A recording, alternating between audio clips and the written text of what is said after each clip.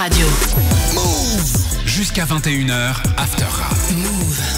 After Rap. Move. Bonsoir, salut ma pote, salut mon pote, c'est parti pour un nouveau numéro d'After Rap, nouveau numéro et dernier numéro d'After Rap, hein. Ça y est, la der des der, même puisqu'il n'y aura pas After Rap la dernière, l'année prochaine, pour la prochaine saison. Et moi-même, je ne serai pas sur Move, c'est ma toute dernière émission, mon tout dernier micro avec vous, mes amis. Il est où le pot de départ là? Il est où le casse-dalle? J'ai rien prévu, je t'avoue, je suis arrivé les mains dans les poches, en tout cas pour cette dernière émission. Genono est là, salut Genono, cool ou quoi? Ouais, quelle émotion. Golgo est là aussi, salut Golgo. Salut. Cool ou quoi? Ouais, okay. Moi je veux voir si Splinter il va pleurer ou pas.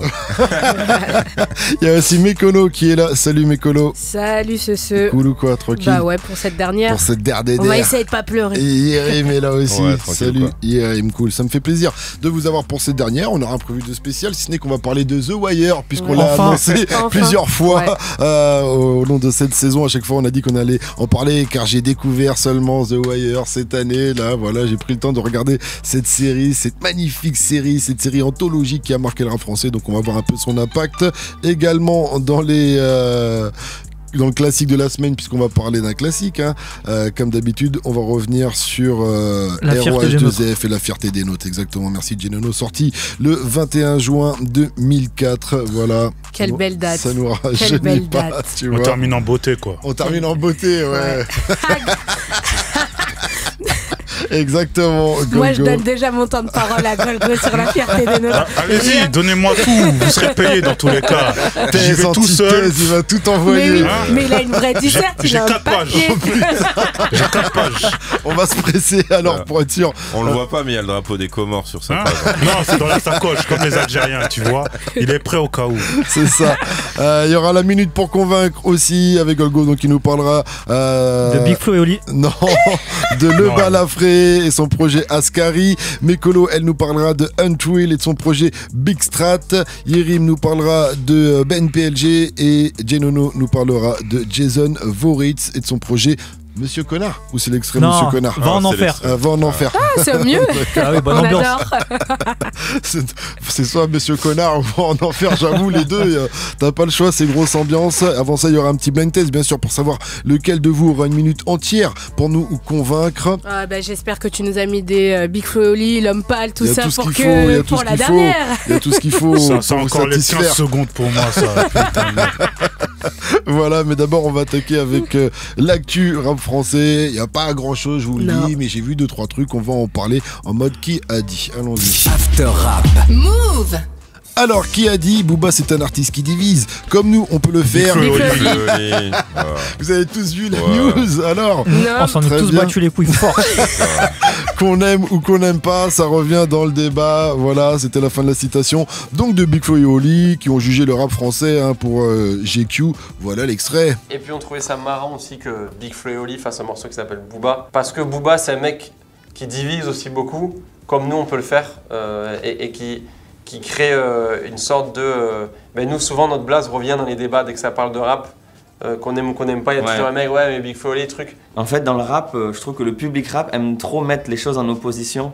Comme s'il y avait vraiment une dualité immuable, comme ça. C'est soit t'aimes Big Flo et Oli, soit t'aimes Booba. Je pense qu'il y a des gens qui ont du Big Flo et Oli et du Booba dans leur playlist. On peut aimer les deux. Alors... Et ces gens n'ont donc aucun goût. Faut qu'ils arrêtent de donner des interviews, en fait. Ce sera beaucoup plus simple pour tout le monde. Mais franchement, voilà, je pense vraiment... J'aime pas spécialement leur musique, mais je pense que leurs interviews sont largement pires que leur musique. Est-ce que t'as écouté quand même ils nous ont énervé Yerim, là. Non, c'est juste... C'est contre-productif à chaque fois. Dès qu'ils font une interview et qu'ils sont sérieux, à chaque fois, ça leur retombe sur la gueule, tout le temps. Non, mais je te rejoins un peu. Je suis quand même assez d'accord avec toi, Genono. Vous voulez écouter Booba, quand même? Le morceau de... Non. Bien sûr que si. Je veux être fier, je veux une villa sur la mer. Je veux être riche, je veux être père. Faire scandale toute ma carrière. Comme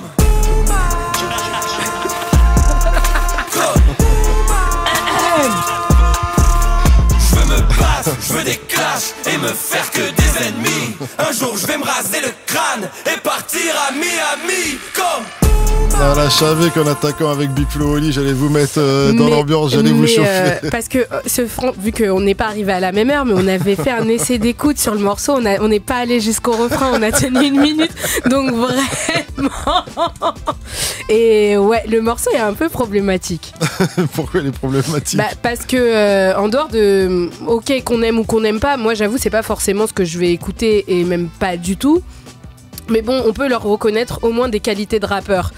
Et là, dès l'entrée du morceau, moi je trouve vraiment, et c'est rare que je dise ça, je pense qu'on travaille ensemble depuis longtemps, j'ai toujours un peu d'indulgence quand même. Là, non, c'est même rapologiquement parlant, je trouve ça bizarre, je trouve qu'il y a quelque chose qui va pas, c'est vraiment gênant.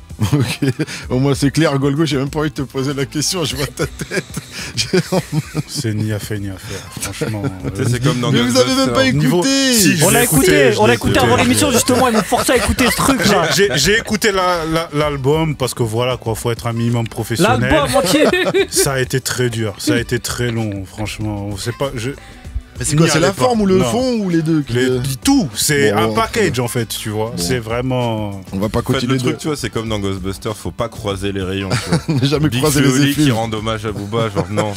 C'est comme si t'avais, je sais pas, Norman fait des vidéos qui rend hommage à Bigard. Tu sais, il y a un. Les deux sont déjà nuls à la base, mais alors si en plus t'as un crossover, tu vois, c'est pas bien. Vraiment, faut pas faire ça. Vraiment pas faire carrément. Ah, c'est pas bien de croiser les effluves. C'est mal. Il y a un déséquilibre dans la force. Tu vois. Passons au truc suivant. Parce que... Alors, autre qui a dit l'équilibre est rétabli. Yérim. Il faut plusieurs notes pour faire une mélodie, pardon. Il faut plusieurs notes pour faire une mélodie. Ouais. C'est un français, c'est pas une traduction. C'est un français. Qui a pu dire ça? C'est les réconciliés. Réconciliés. Maës et Booba. Eh oui, Maës et Booba. Qui se follow à nouveau sur les réseaux. Voilà, donc grosse news. Hein. Bravo, des news de merde jusqu'à la fin cette émission, c'est cool. Et le morceau va donc sortir très prochainement. Ils sont enfin copains et les gens étaient ensemble parce que voilà, ils se follow de nouveau sur les réseaux. Okay. Lourd. Donc, tout est bien qui finit bien, quoi. Tout est bien qui finit bien, exactement. Tant mieux pour eux. On continue. On dirait que je suis de retour. Qui peut dire ça? Je sais pas. Booba. Non. Mais c'est quelqu'un de l'entourage. SDM de B2O. Non. Ah. Mais pas sur 9-2i. On dirait que je suis de retour. Qui peut dire ça? Quelqu'un qui a souvent fit avec B2O. Mala? Non. Qui vient du 45. Dossé. Oui, Dossé qui a annoncé son retour, qui a envoyé un gros teaser. Voilà. Je mets un petit extrait de Dossé pour faire plaisir. Chicha les soirs, drame, je dis pas que vos mères sont qu'une bande de putes. Je dis juste que quand elles matent, elles ont les yeux qui sentent le huc. Je suis l'infréquentable. Donc il a envoyé un petit court-métrage exactement pour annoncer son retour intitulé La peau de l'ours. Il est réalisé par 10 créations. Et on y voit Dossé un peu démotivé, quoi. Genre il est dans une espèce de grande villa, tu sais, comme dans les films, le mec, c'est sale, il y a des bouteilles d'alcool, il boit du whisky, il mange que des céréales, ça se voit qu'il a plus de life, il est complètement à l'arrache. Et à un moment il va se rechercher du whisky dans la cave et il fait tomber un peu le whisky et retombe un peu sur il est en mode ses Thor, anciens quoi. albums, quoi. Tu vois ce que je veux dire, un peu en mode Thor, ouais, tu vois. Okay. Et du coup, quand il retombe sur ses anciens projets, ses disques d'or et tout, il se rappelle un peu les heures de gloire, on entend un peu infréquentable avec Booba, les concerts, les scènes avec Habitué, tout ça. Okay. Et donc là, il se dit j'y retourne, mais il parle pas, mais tu comprends qu'il dit j'y retourne, entraînement et tout ça. Voilà, il pousse la fonte, il est chaud, il est prêt. Et là, qu'est-ce qu'il fait une fois qu'il est OP? Il appelle Oumar Digno. Ouais, Oumar, bien quoi, mon ref? Ça va et toi? Ça va, carré. On dirait que je suis de retour. Ça y est, t'es enfin hoche? Je suis prêt. C'est tout ce que je voulais entendre, frère. Vas-y, hein, on rallume les machines alors. C'est parti. Carré. Et franchement, le teaser met la pression fort. Hein. Je vous conseille de regarder ce petit teaser. Il fait un bon petit retour avec ça, sans son, si ce n'est cette grosse prod qu'on entend derrière. Après, il raccroche comme ça avec Oumar Digno. Il file dans son garage. Après, il y a Joe qui fait non, c'était une blague. Pas mal. On va s'arrêter là-dessus. En tout cas, là, juste pour dire, il monte dans son Gamos. Je sais pas ce qu'il a, c'est son bolide, mais c'est une très très belle voiture. En tout cas, je vous propose de continuer direct avec The Wire. Opérationnel. Et pour parler de The Wire, on va faire une petite pause musicale. On va envoyer le titre de Nino et Leto qui s'intitule Avon Barksdale. Voilà, en référence à l'un des protagonistes de la série The Wire dont nous allons parler dans un instant. Restez connectés, vous êtes sur Move, c'est After Rap, the dernier After Rap ever, je vous le rappelle. On est ensemble jusqu'à 21h. 20h, 21h. After Rap. Move. Et donc nous allons passer en mode The Wire ou en français sur écoute.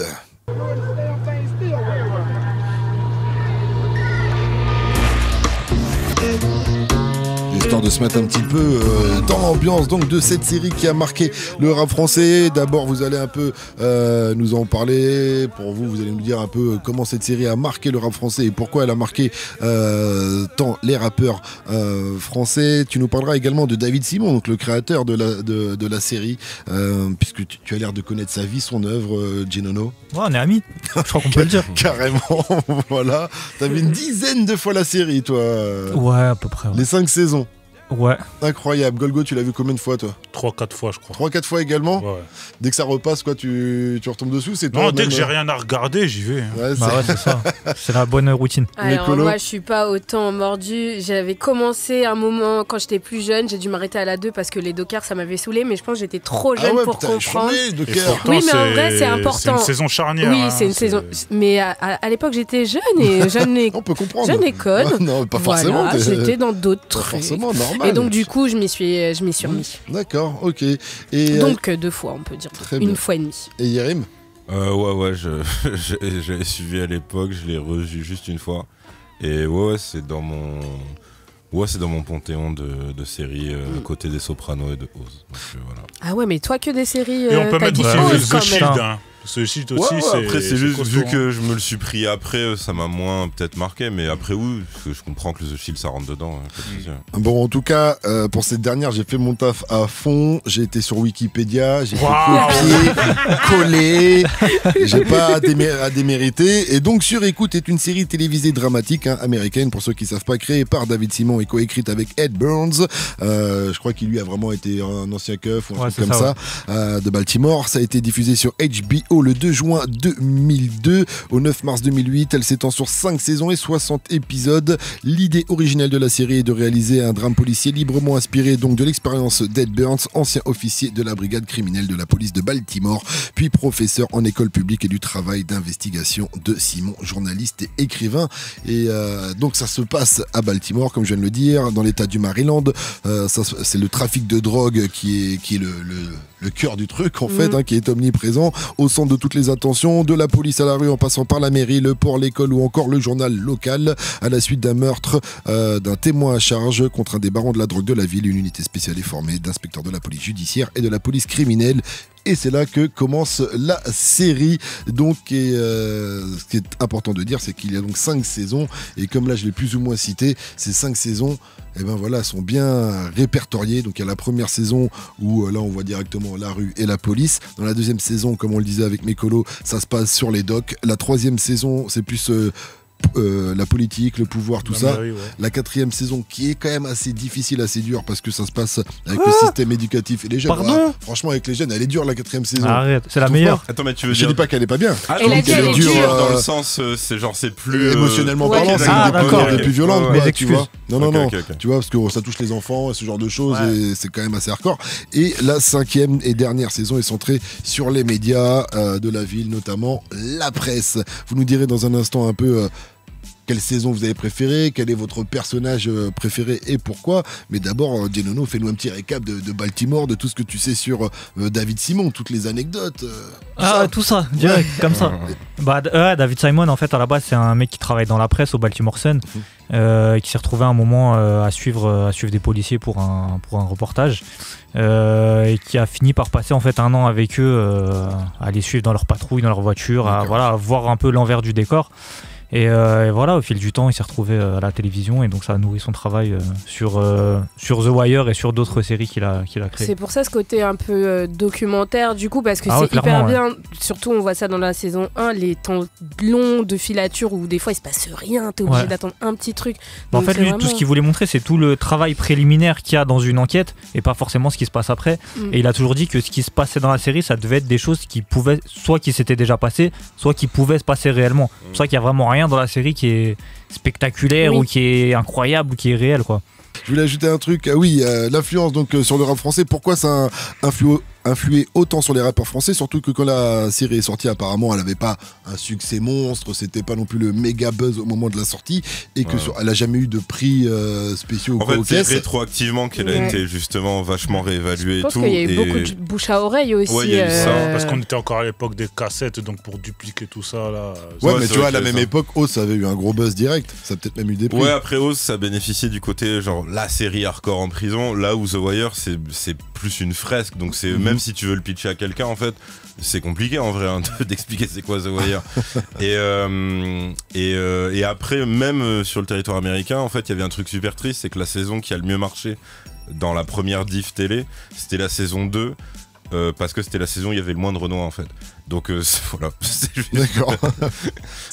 La saison 2, c'est celle sur les docs. Ouais, c'est les dockers, Donc voilà, des fois t'as juste des trucs où ça marche moins pour des vieilles raisons. Mais c'est vrai que c'était une anomalie un peu d'avoir une série où t'as 80% du casting qui est Renoir.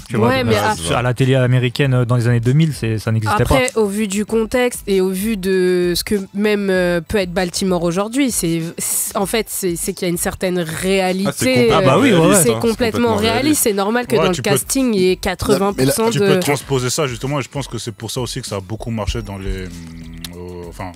dans la communauté afro-américaine et en France. C'est une question d'identification, c'est que tu peux transposer Baltimore, comment ça marche au niveau politique, au niveau de la rue, de l'éducation et tout, au système éducatif français et politique. C'est pour ça que les rappeurs français s'en inspirent certainement très souvent. Ce qui est marrant, c'est que j'ai dit la première saison c'était en 2002, il y en a donc il y a 20 ans. Il y en a, ils étaient même pas nés. La plupart des rappeurs ils étaient même pas nés. Il y en a qui étaient pas nés, c'est-à-dire qu'ils se le sont mangés après et bien comme il faut. Et pourtant dans le rap français, je veux dire, il y a beaucoup de comme ça de références, que ce soit des séries comme on a cité avant, ou même des films, des menaces, comme Scarface, on en reparlera après. Casa de Papel, Narcos, ces refs, elles existent toujours dans le rap français, mais quand même celle qui domine le plus, c'est quand même The Wire, j'ai l'impression. Et Scarface, ouais.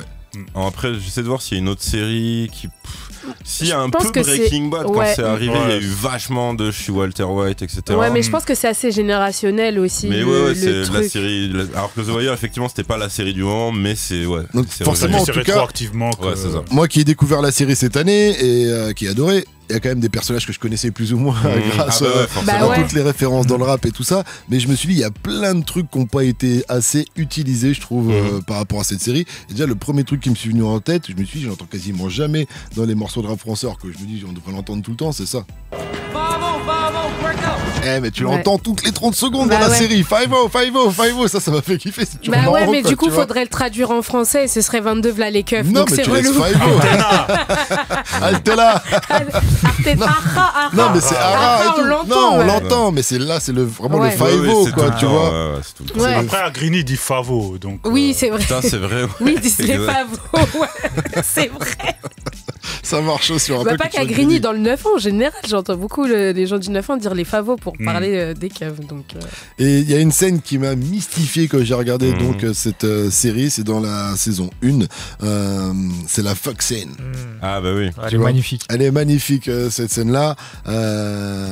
En fait, elle est tirée de l'épisode 1 All Case. La fuck scene fait partie des séquences qui font de The Wire une série pas comme les autres. Pendant 5 minutes, on y voit McNulty et Bunk repasser sur une scène de crime que les inspecteurs précédents avaient étudié avec négligence. Les deux hommes n'échangent aucun dialogue, simplement des fuck ou autres motherfuckers, et retracent méticuleusement le véritable déroulé du crime. Une merveille d'écriture, de mise en scène et d'interprétation. Petit extrait. Fuckity fuck fuck fuck fuck. Fucker. Oh fuck. Fuck fuck fuck. Fuck.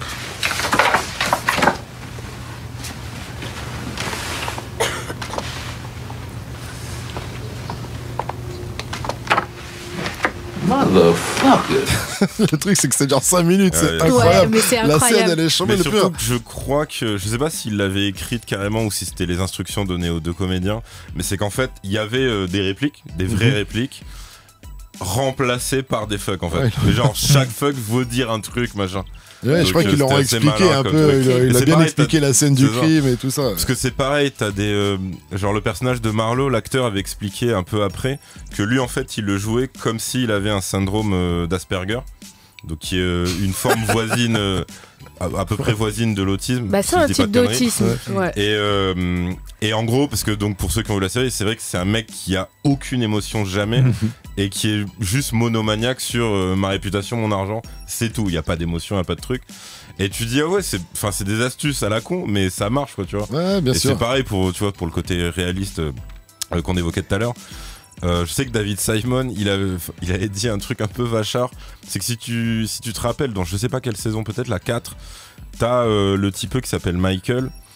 À un moment, il rentre chez lui et son petit frère est en train de regarder une série. Tu vois pas la série, mais son petit frère lui décrit. Et tu comprends que c'est Dexter parce qu'il dit oui, c'est un truc marrant, c'est un tueur en série qui bute d'autres tueurs en série. Et en fait, t'avais une interview de David Simon où on lui demandait pour la énième fois, genre justement ce qu'on dit, c'est rare dans le paysage, machin, comment vous faites? Et lui, il en avait limite marre qu'on lui demande ça. Il disait, mais moi, je fais juste un truc que j'ai vu et tout est normal dans la série. Là où des séries genre Dexter ou d'autres, c'est des trucs qui arrivent jamais. Dit en vrai, dans le crime aux États-Unis, les crimes en série, les tueurs en série, ils représentent genre peut-être 0,1%.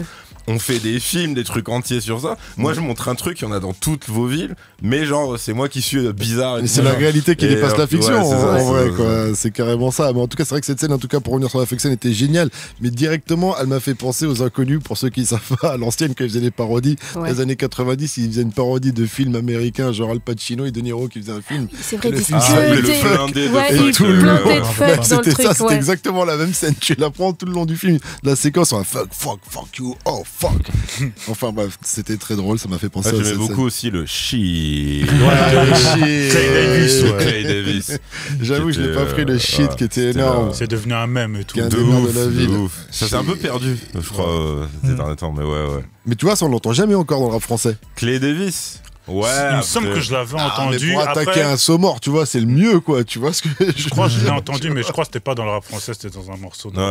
Mais après, ils ont peut-être pas encore bien exploité. The Wire, c'est vaste. Et encore oui, mais il y a des trucs, ils sont tellement classiques. Le shit, tu vois, c'est un peu pareil. Même tu t'as vois. des persos. Après, c'est vrai que dans le rap français, en général, ils retiennent Evon, Stringer, Marlowe et Omar. Ouais. C'est à peu près ça. C'est ça, McNulty. Tu vois, je l'ai découvert McNulty. Tu vois, je connaissais pas mal de persos en attaquant la série. McNulty, je le connaissais pas, alors qu'il déchire. C'est un keuf. Quand même. Attends, il y avait un rappeur qui avait cité l'un des keufs là. Comment il s'appelle déjà? Booba, il a parlé de McNulty déjà. Ouais. Non, c'était pas McNulty, c'était. Même son nom, il est imprononçable là. Putain. Presbyleski. C'est Carson. Ouais, Presbyleski. Mais Carson, il a des bonnes références sur The Wire. Il a un morceau qui s'appelle Body et tout. Presbyleski, bah justement, ouais. Non, moi j'attends quelqu'un dédicace Snoop. Félicia Pearson. Un gros big up à CDC aussi, qui lui spoil oui, carrément dans un de ses morceaux. Voilà. Heureusement que j'avais pas écouté le morceau. Body, il y a aussi Mendoza avait spoilé aussi. On a aussi Tedax Max qui a un morceau qui s'appelle Body aussi. C'est vrai. Et Carson aussi. Ouais. Donc, quelle est votre saison préférée et votre personnage préféré quand même autour de table? On commence par ma droite, excuse-moi, Genono. Ma saison préférée, moi, c'est la 4. Déjà pour la scène d'intro avec Snoop qui va acheter un pistolet à clous, qui est une des plus belles scènes de la série pour moi. J'avoue, elle traumatise le vendeur chez l'équivalent de bricolage là-bas. Exactement. Il y a ça, et puis c'est la saison où tu vois un peu l'environnement scolaire et en fait ce qui est un peu la genèse de ce que vont devenir les dealers ensuite. T'as la transformation du personnage de Presbilevski justement, qui passe en fait d'un personnage que tu dois détester puisque c'est un keuf qui fait des bavures, qui fait des bavures et en fait qui devient super intéressant. Parce que tu vois qu'en fait il s'intéresse vraiment aux gamins, qu'il essaie de les aider et tout en devenant prof. Après ce qu'il a fait dans la saison 1, il devait bien ça. Ouais carrément. Mais tu vois, l'évolution du personnage, elle est super intéressante. Et voilà, donc moi pour ça c'est ma saison préférée. Et perso préféré aussi Body parce que je sais pas, c'est un vrai soldat, c'est un mec jusqu'au bout. Même sa mort, elle est super émouvante et elle est super stupide en même temps parce que en fait il meurt en défendant son corner, tu vois, c'est un truc qui la mort nulle, qui n'a aucun sens. Il avait dit lui-même que ça allait être le cas. Oui. Et en plus la mise en scène, ils ont fait un hommage à Scarface parce qu'en fait ils ont tourné le truc comme ça, il se fait tuer par derrière et c'est un mec qui dit je vous baisse tous, il tire dans le vent et il se fait canner par derrière. Golgo. Ma saison préférée, je crois, c'est la 3. Okay. La 3, c'est on va dire, le retour, mais en même temps, mais aussi c'est la descente de Evan Barksdale à cause justement de son plus cher ami qui est Stringer Bell. Parce que et Idris Elba, c'est celui qui a fait la plus grosse carrière derrière, je pense. Mais il y en a pas mal qui sont sortis. Il y en a plein qui sont sortis derrière, mais Idris Elba, c'est lui qui a la plus grosse carrière derrière, non il a fait Knuckles dans Sonic 2, donc à partir de là. À partir de là. Laissez Idris tranquille. Il est déjà dans tous les Avengers. Aussi, il est dans Gardien de la Porte de Thor. Show. Et The Suicide Squad. Aussi, oui, bon. Et puis il a fait la série aussi après derrière Luther quand même. Ouais, Luther quand même. Je croyais que t'allais dire The Office. Mais bon, oui, putain, incroyable. Non, mais je pense que la saison 3, et parce qu'aussi il y a l'apparition de mes deux personnages préférés, c'est Bro Vermouzen. Parce que c'est un mec qui est totalement lunaire, il arrive, il fait le taf, et en plus on le revoit plus jamais. Et il s'associe avec Omar pour les raisons, je vais pas vous spoiler. Mais aussi un personnage dont on parle très rarement, c'est Slim Charles. C'est quel est Slim Charles? Slim Charles, c'est le lieutenant l'un des lieutenants de Evan Barksdale. C'est le conseiller, comme on dit dans la mafia. Le conseiller. Ouais, voilà. Donc, c'est un mec qui est là, il observe. Ça se voit dans sa tête, c'est un jeu d'échecs en fait. Il sait d'avance ce qui va se passer et il conseille au mieux, en tout cas, ses supérieurs hiérarchiques, tu vois. Et même dans la saison 5, quand il tue Cheese, c'est pas pour. Il a pas tué gratuitement. Ne spoil pas. Oh, vas-y, allez voir. C'est bon, ça a 20 ans. C'est vrai, il dit. Parce qu'il y a un mec qui fait pourquoi t'as fait ça? Tu t'as fait perdre des millions et tout. C'est pour Joe. Oui. Il est bon. J'avoue que quand il fait ça, il est bon. Lui, c'est un vrai soldat, lui aussi, un peu comme Body au final. Ouais, mais c'est vraiment. Mais il a monté les échelons, quoi. Ouais, mais lui, c'est vraiment la définition même de la loyauté. Quoi. C'est ton perso préféré? C'est mon perso préféré. On continue avec mes colos, saison, perso. Moi, saison 1, vraiment, parce que c'est là où j'ai découvert. Et en la revoyant une deuxième fois, j'ai ressenti des choses différentes, en fait. Okay. La première fois, oui, c'est vrai que t'as ce truc un peu, c'est la saison, la police. Mais au début, je pense que je me souciais pas trop qu'ils fassent des trucs abusés. Et là, vraiment, je pense qu'à la deuxième, avec passer la trentaine, je me suis dit, mais en fait, c'est des enquêtes. Mais alors que, même s'ils font des enquêtes, il y a un gars, ça y est, désolé de spoiler, mais il rend un petit peu aveugle qui a rien fait. Et genre ça, il s'en sort. C'est vraiment à l'image du rapport même en France qu'on peut avoir avec la police, de la société, comment elle voit ça. Ok, c'est le neveu de je sais plus qui, donc il s'en sort super bien finalement. Donc ouais, c'est vraiment c'est ce truc de la police qui veut attraper les méchants, mais en fait c'est deux gangs qui se font face.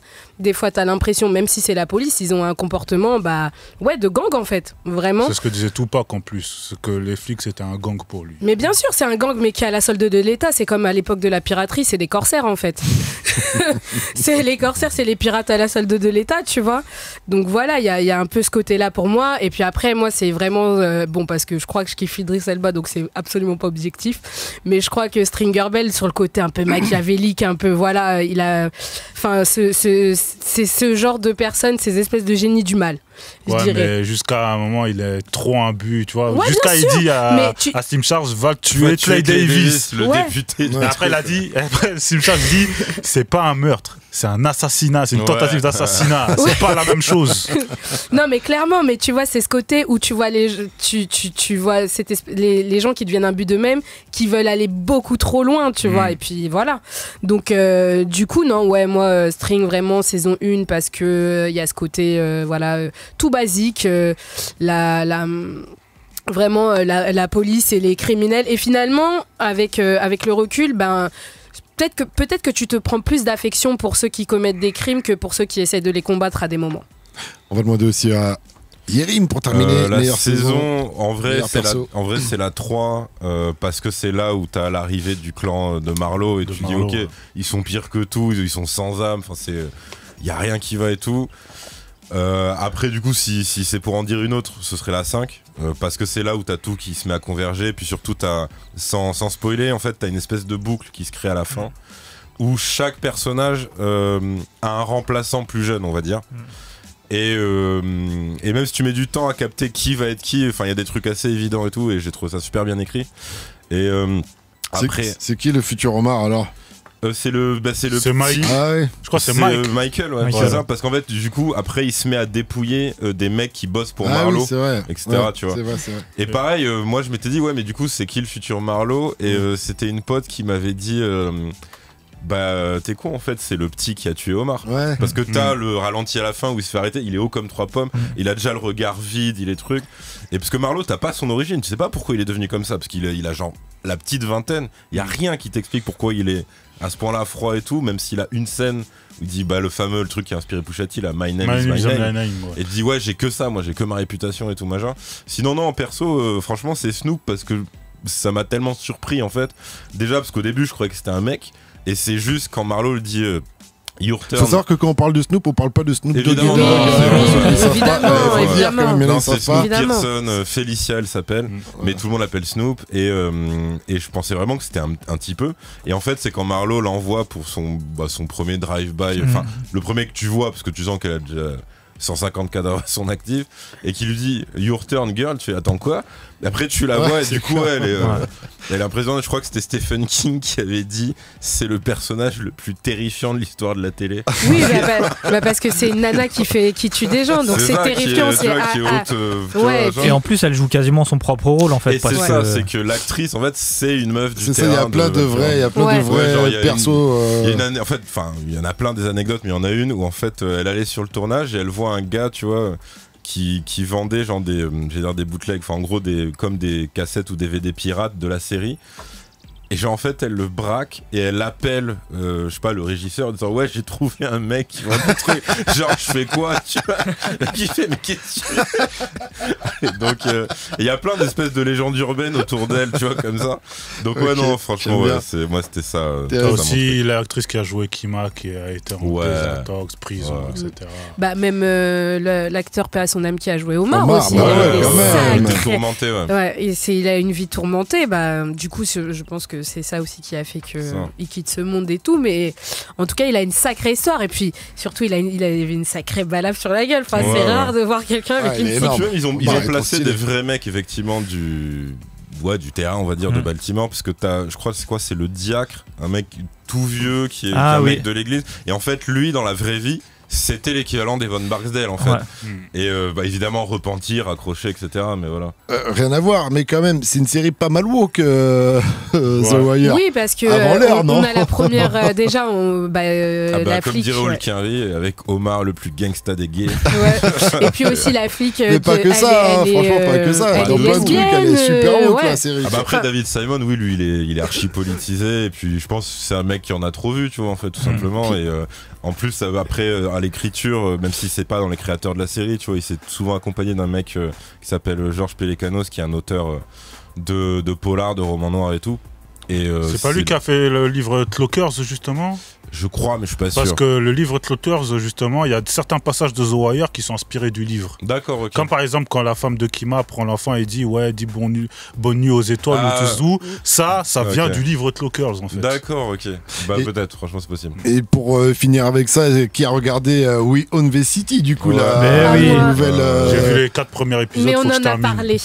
Donc c'est sur ma to-do list. D'ailleurs, la déception c'est que Marlowe est devenu keuf. Marlowe est devenu keuf, exactement. Il est tout gentil. Ça fait bizarre de le voir dans ce rôle-là. Ils ont repris, comment expliquer, ils ont relancé plusieurs années après une nouvelle série qui est inspirée d'une espèce d'une vraie histoire à Baltimore, d'une brigade de ripou absolu, brutalité policière, la totale. Après, c'est pas compliqué, c'est une histoire vraie. Attention, parce qu'on s'en rend compte surtout à la fin en fait. Oui, c'est une histoire vraie. Au début, j'avais pas capté que c'était une histoire vraie.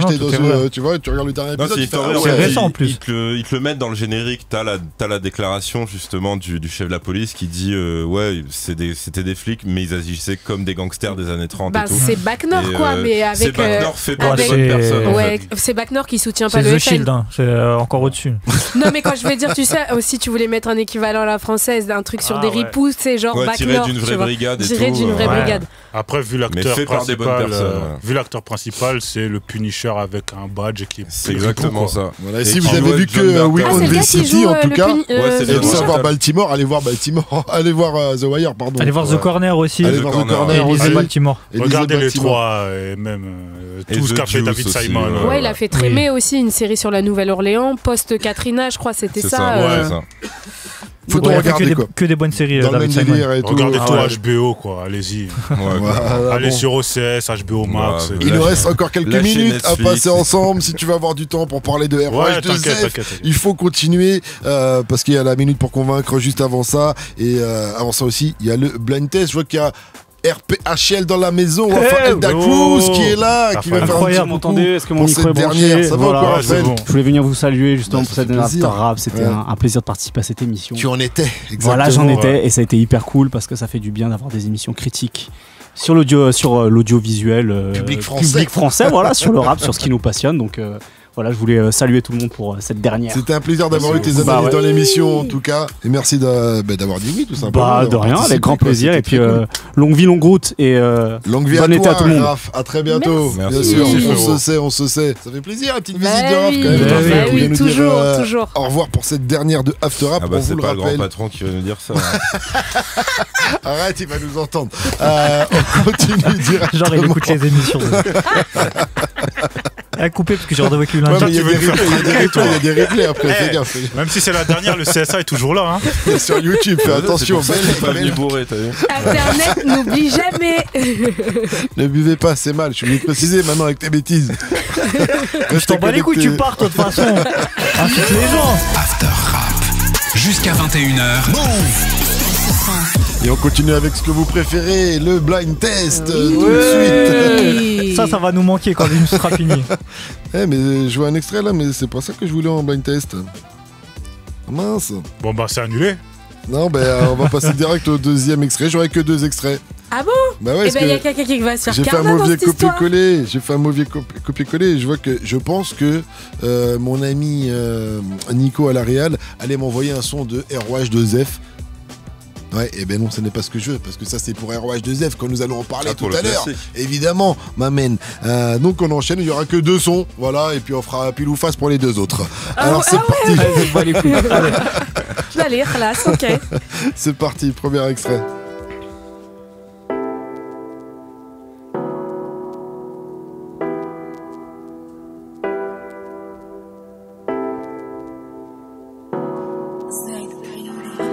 Hamza SH. Oui, Galgo. Bien joué le morceau. Enfin, putain, une minute. Fallait que ce soit la dernière, fuyons. C'est rough, il t'a porté chance, gros. Ouais, c'est pour nous parler du Le Bal Afrique. Il aura 1 minute dans un instant. Bien ouais, effectivement, Hamza SCH. Ils avaient teasé le morceau déjà sur scène il y a quelques temps. Tout ça, ça avait bien buzzé. Le public connaissait déjà les paroles parce que ça avait un peu fuité sur les réseaux et tout. Donc gros buzz. Et donc le morceau est sorti. Un petit extrait de la partie de SCH. Passant qu'elles sont drive-by, parking dans la night, c'est claqué, changer mon brisson palma, je me casse moi, je vous dis bye bye. J'ai passé toute la night à compter mon oseille, je t'emmènerai n'importe où cette life m'amène.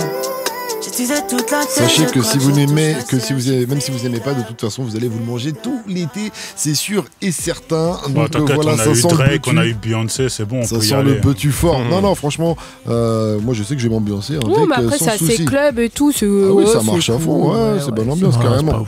J'ai l'impression d'être à Ibiza là. Ouais, mais c'est pour les ambiances club quoi. Ça va être dans Poulen Beer et Zara ça. Ça va sortir les lunettes quand tu seras avec ton petit mojito sans alcool sur le bord de la piscine. Ça va bien glisser. Allez, on tentera. Il écoutera toujours Jason Voorhees. Ça passera beaucoup mieux. Donc 1 minute pour Golgo. On est parti pour le deuxième extrait.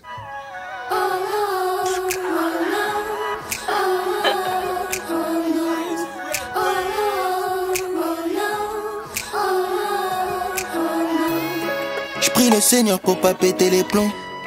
Peut-être que ma destinée c'est mourir au front. Qui a répondu en premier, c'est Mécolo, j'ai l'impression. C'est moi. Ok, bien joué, félicitations. Félicitations. Sors la VAR, bien joué, c'était effectivement le dernier son de Leto, ça s'appelle Près de la Lune, petit extrait. Je me suis demandé comment sortir de là. On aura des séquelles, mais si tu crois en moi, on y va. Tout en près de la lune. Yerim, t'auras donc 45 secondes pour nous parler de Ben PLG. Et donc du coup, nous, on tire à pile ou face. Bah non, mais Colo, il est galant, Genono, il va te laisser. Non, moi je le laisse parce que en vrai, c'est manger trop de trucs. Tu peux prendre les 30 secondes. C'est bon, t'inquiète. Je vais arriver à parler de Untrill en 15 secondes. Ok, c'est parti, on y va pour la minute pour convaincre. Jusqu'à 21h, After Rap. Move. After Rap. Move. Et donc Golgo, t'auras une minute tout de suite, une minute pour nous parler de Le Balafré et de son projet Ascari. C'est parti. Alors, Le Balafré, c'est un rappeur du 18e arrondissement de Paris. Il a commencé, ça fait peut-être 2 ou 3 ans qu'il a commencé par balancer des freestyles sur Instagram et tout. C'est un rappeur que je trouve très écorché vif dans sa façon de rapper, de raconter son quotidien. Et là, il y a à peu près 1 ou 2 semaines, il a sorti son premier projet, un EP 9 titres, bon, on peut même dire album, mais bon, ça dépendra de lui, qui s'appelle Ascari, qui veut dire soldat en arabe. Où il parle, où il se livre beaucoup, il parle justement de beaucoup de sa famille, du manque d'argent, de la misère et tout. Après, je sais pas qui a produit, mais c'est extrêmement bien produit. C'est un peu dans la même veine que Nesbill en fait, tu vois, genre Les Rois sans couronne, tout ça. Enfin, au niveau de l'ambiance en fait. Et du coup, j'ai un extrait qui s'appelle Revanche pour vous donner Petit extrait ? Ouais, petit extrait pour donner un aperçu. J'ai découvert très tôt, donc j'allais voler le visage découvert. Les Range Rover, la vida de la réouvert. Gamin, j'en ai rêvé, aujourd'hui j'en veux plus. M'affiche pas avec du toast dans les clips, ni avec des folles, y'a mes nièces qui regardent. Je les prends dans mes bras, j'ai une odeur de stup, un peu de sueur sur le front, un peu de sang sur les mains. On m'a pas appris à pleurer. Encore moins plein de la revanche me plaît. Voler dans les boutiques pour s'habiller. Merci Golgo. C'est vendu pour toi Le Balafré? Ouais, l'extrait j'ai bien aimé. Après c'est marrant Golgo, tu vois qu'il avait pas prévu d'avoir 1 minute. Pas du tout. C'est pas dans ses habitudes. Mais Colo. Moi c'est un rappeur que je suivais et tout. En plus il vient du 18, donc du coup, mais je veux te poser une question. Il est pas comorien? Je sais pas. Ah là, c'est à cause de ça. Faut arrêter ce prosélytisme. Non. Je vais appeler l'ambassade pour savoir si c'est le cas. Mais en tout cas, ouais, j'aime beaucoup et je le suivais depuis un moment déjà. Ouais. Yerim, vendu pour le coup, je connaissais pas assez. Donc, ouais. Ok, très bien. On enchaîne donc avec toi, Yerim, tout de suite, qui a 45 secondes pour nous parler du dernier projet de Ben PLG. Let's go. Donc Ben PLG, que maintenant le grand public connaît par rapport à l'injustice qu'il a subie dans Nouvelle École, mais du coup il l'a bien pris, il a bien rebondi dessus et tout, parce que même sa tournée s'appelle le assez motivé tour. Donc voilà, et donc ouais, c'est il est constant, il est dans la continuité. On lui a reproché de pas être assez motivé dans l'émission. Et donc franchement il est fidèle à lui-même, il a toujours des bonnes prods. Je vais pas me sentir dessus parce que du coup j'ai pas 1 minute. Et c'est surtout en fait, je veux mettre l'accent sur son écriture parce qu'il a vraiment son sens de la formule. Tu sais, il va te dire, il va pas te dire on était pauvre, il va dire on a trop mangé de riz réchauffé. En fait c'est des rats, mais je disais c'est des souris, machin, etc. Vous dire c'est le 5-9 enfoiré en maillot de l'OM, tu vas bicrave à Paris. Ah là là là là là là là. Donc voilà. Mais validé. Ouais, de ouf. Et il y a une petite, parce que là ça fait très tristouné, dépressif, ce que je viens de dire. Il y a en fait un morceau qui tranche avec tout ce qu'il a fait jusqu'à présent, qui est le dernier, qui s'appelle Trop Gentil, où il chante pas mal. Et même l'instru est beaucoup plus, j'allais dire positif, ça veut rien dire, mais plus bonne ambiance, bonne humeur. Et c'est pas un délire qu'il faisait beaucoup avant. Et ça lui va plutôt bien, donc à découvrir toujours. Très bien. On continue avec Mekolo. Voilà, 30 secondes pour Mekolo. Il fait aussi une dédicace que, tu sais, il avait fait Vivre et mourir à Dunkerque, qui était une dédicace Alpha 5 Vivre et mourir à Dakar. Et là, il a un morceau qui s'appelle Jusqu'à ce qu'elle s'aime, où c'est On baisera la France jusqu'à ce qu'elle s'aime. Du coup, référence à cette fois-ci à Tandem. Et il dit dans le couplet, il dit merci à Mac Taylor pour l'éducation. Ok. Vous connaissez le classique. Mekolo, tu es prête? Tu as 30 secondes pour nous parler de Untwill et son projet Big Strat. Yes. Alors, c'est un 12 titres et donc du coup, c'est assez ego trip à tous les niveaux. Il y a différentes textures. Le rappeur Untwill est assez insolent. Il parle pas mal. J'avoue que le sujet qui l'anime, le thème, c'est vraiment l'argent. De la cover au morceau, je pense, parce que voilà, la cover c'est un skull avec des billets qui font le squelette, quoi. Les feats c'est cohérent. On retrouve Runa le Suisse et Ratus. C'est quand même deux écoles différentes, mais Untwill il arrive bien à faire le pont entre les deux et ah là là là là là là là là. Et voilà, et big up aux beatmakers qui ont bossé dessus quand même. Hologram Low, non? Il y a Diaby, Hologram Low, et qu'on connaît aussi, il y a Richie Beats, mais il y en a d'autres, voilà, Pablo, voilà. Mais à un moment, il le vanne un peu, en plus, j'ai entendu un moment, il sort une punchline un peu en mode. Je suis chez Louis, mais pas chez Hologram Low. Je suis chez Louis parce qu'il y a un autre beatmaker qui s'appelle Louis the Beatmaker, c'est pour ça aussi. Donc voilà, et moi j'avais sélectionné le son Pas Sommeil produit par Diaby. Très bien. Je traîne en bas, relâche la pression. Omar, Niba, Aaron, Preston au printemps, qu'importe la saison. Y'a pas que ta pétasse, j'impressionne. Faire mal la Mouja connaît. Depuis l'époque de Maconel, la vente de chez Sachem Chep, je le sais, mais je prendrai le sac quand même. Mais les shows, Untwill en tout cas, c'est un vrai kicker. Et puis il a une petite punch, moi j'avoue qu'il m'a fait rigoler. J'ai pas eu le temps de la sortir, mais c'est sur le morceau Sectaire. Il dit frappe-le comme une rallonge. Et il dit pas je me suis fait frapper à coups de rallonge, mais frappe-le comme une rallonge.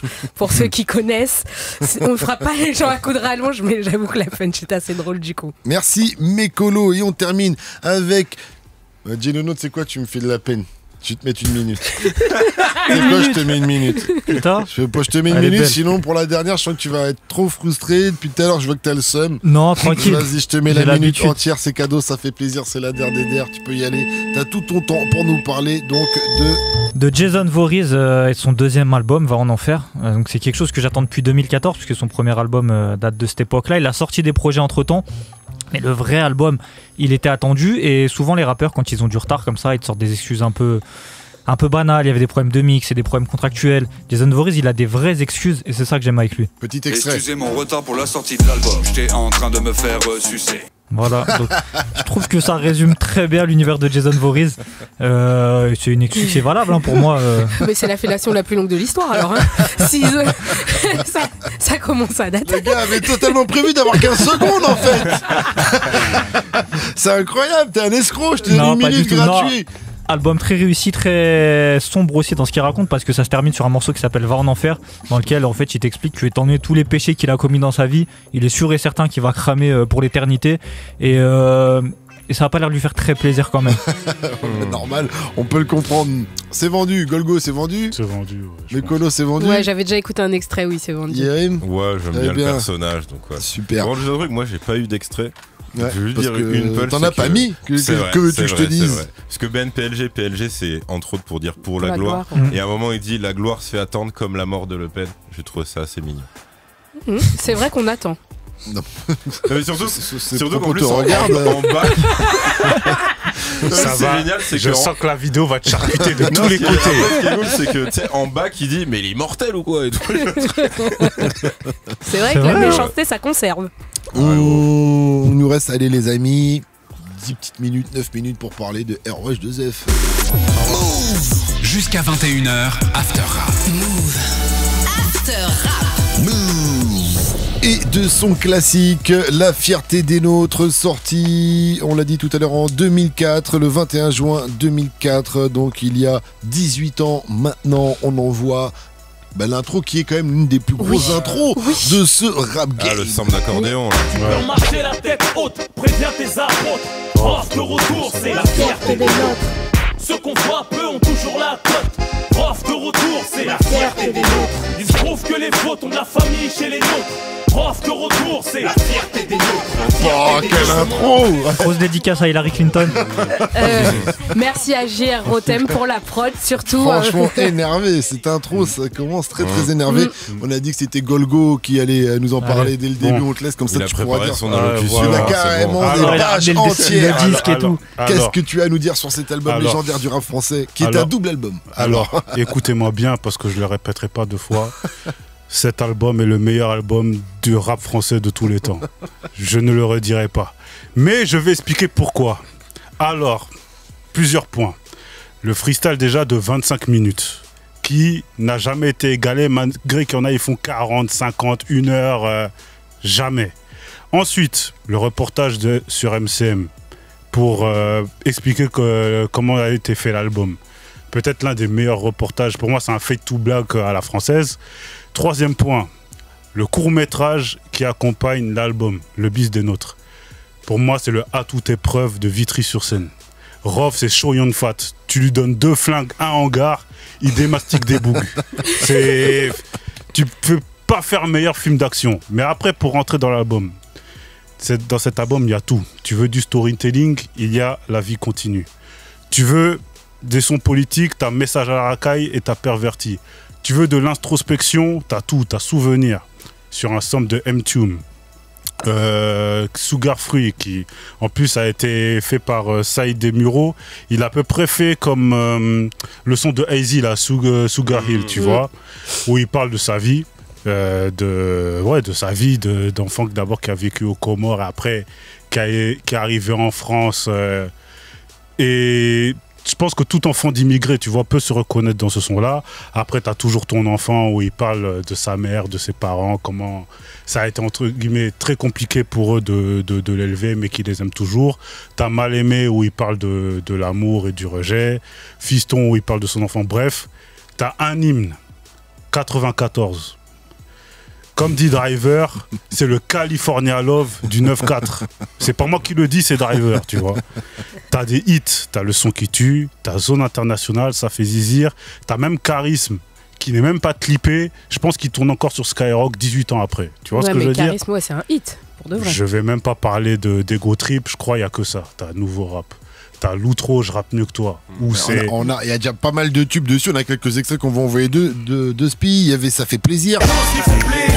Ça tue quand on tient ce que tu désires. On s'en plein Bruxelles, ça fait zizir. Un oasis dans le désert. Quand tu sors de la désert, t'as tellement de choses qui font plaisir. Il y avait Pleure pas. J'ai la bouche qui fume, mon haleine pue la poudre. On se crache des douilles, j'en ai plus rien à foutre. De toute façon, nous sommes nés pour mourir. Un grand garçon, donc garde le sourire. J'ai la bouche qui fume, mon haleine pue la poudre. On se crache des douilles, j'en ai plus rien à foutre. De toute façon, il y avait Le Son qui tue.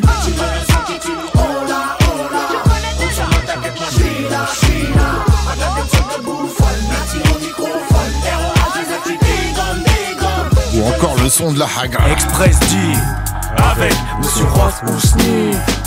Que vous soyez là ou pas là, on vous la mettra là, là, là, là, là, là. C'est le son de la Hagra, réveille les démons et les djinns. Mets ta capuche, bonhomme, marche de travers le pompe dans le jean. Express D avec Monsieur Ross Ousni. Que vous soyez là ou pas là, ça va autre chose ce son. On a fait ça, des entrées de mariage dessus. Ça c'est que le CD1. Pardon, t'as dit quoi? On a fait des entrées de mariage dessus. Énervé. Des entrées de mariage. Ouais. Mais faut m'inviter à des mariages comme ça là. Ça c'est vrai que le CD1, sur le CD2 il y a aussi des sons comme Zone Internationale.